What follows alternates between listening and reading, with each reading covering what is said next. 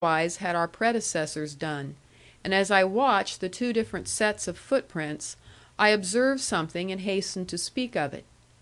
"One man is much heavier than the other."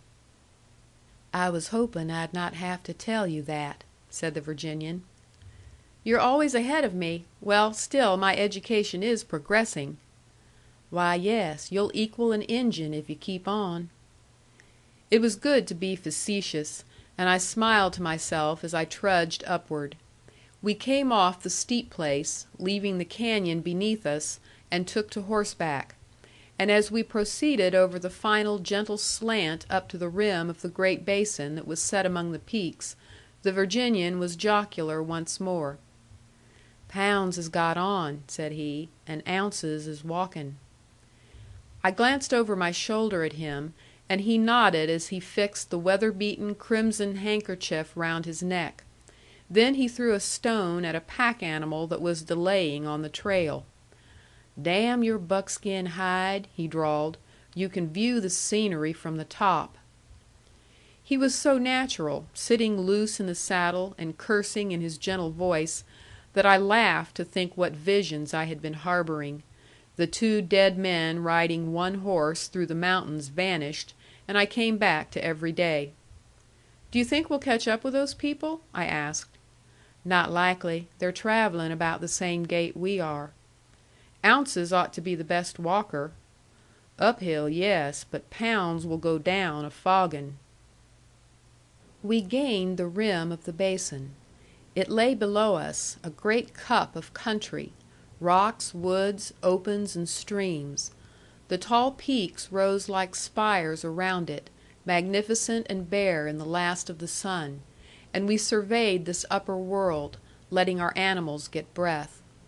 Our bleak crumbled rim ran like a rampart between the towering tops, a half circle of 5 miles or 6, very wide in some parts, and in some shrinking to a scanty foothold, as here.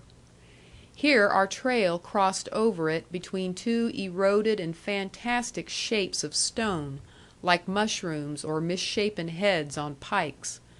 Banks of snow spread up here against the black rocks, but half an hour would see us descended to the green and the woods.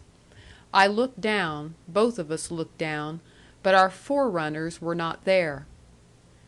"They'll be camping somewhere in this basin, though," said the Virginian, staring at the dark pines.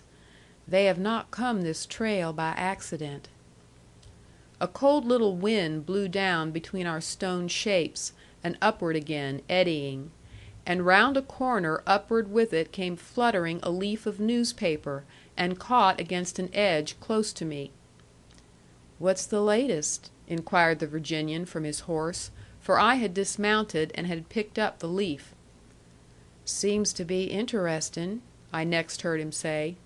"Can't you tell a man what's making your eyes bug out so?" "Yes," my voice replied to him, and it sounded like some stranger speaking lightly near by. "Oh, yes, decidedly interestin'." My voice mimicked his pronunciation. "It's quite the latest, I imagine. You had better read it yourself." And I handed it to him with a smile, watching his countenance, while my brain felt as if clouds were rushing through it. I saw his eyes quietly run the headings over. "Well?" he inquired, after scanning it on both sides.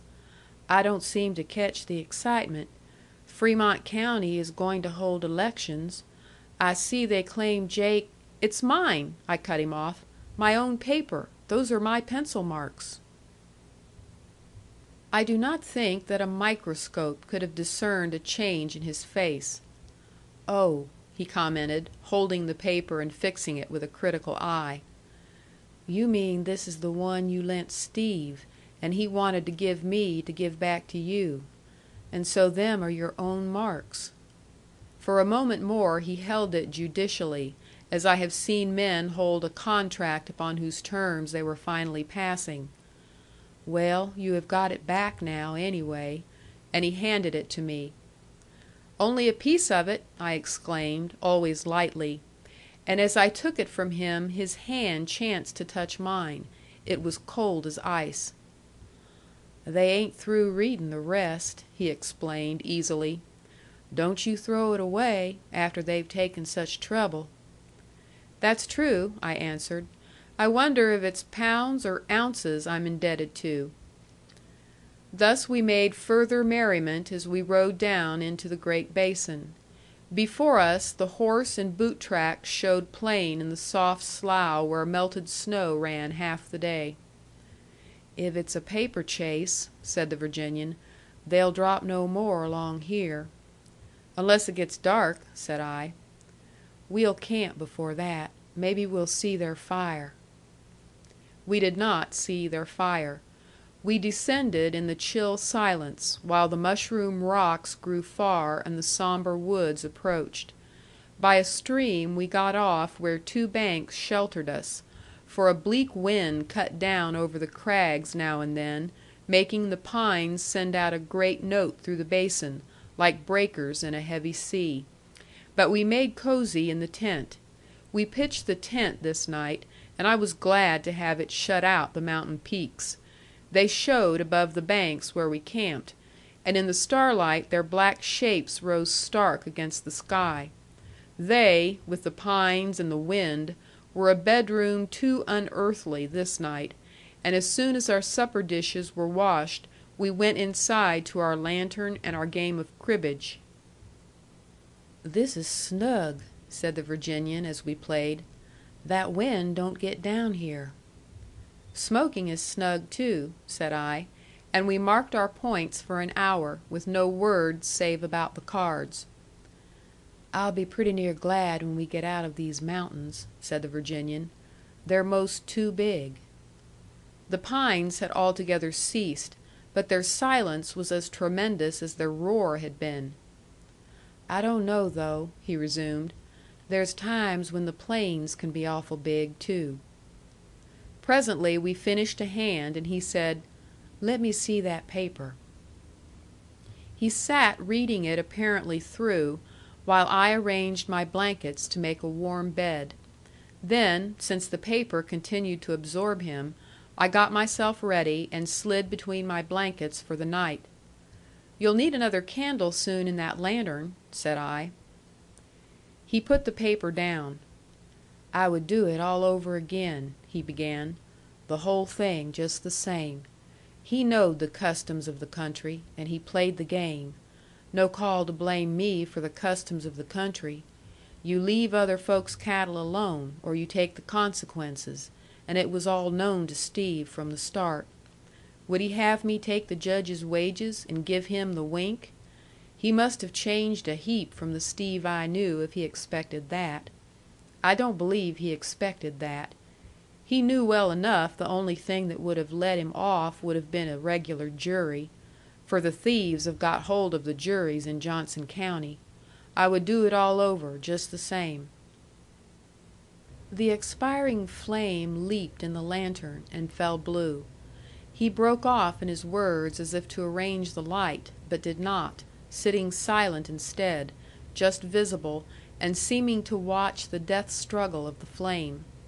I could find nothing to say to him, and I believed he was now winning his way back to serenity by himself. He kept his outward man so nearly natural that I forgot about that cold touch of his hand, and never guessed how far out from reason the tide of emotion was even now whirling him.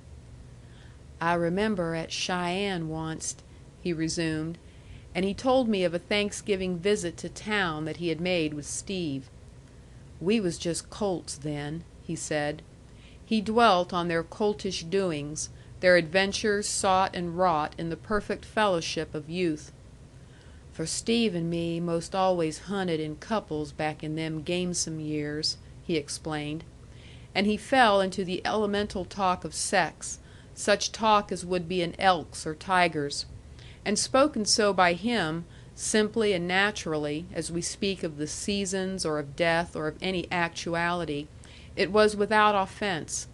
It would be offense should I repeat it. Then, abruptly ending these memories of himself and Steve, he went out of the tent, and I heard him dragging a log to the fire. When it had blazed up, there on the tent wall was his shadow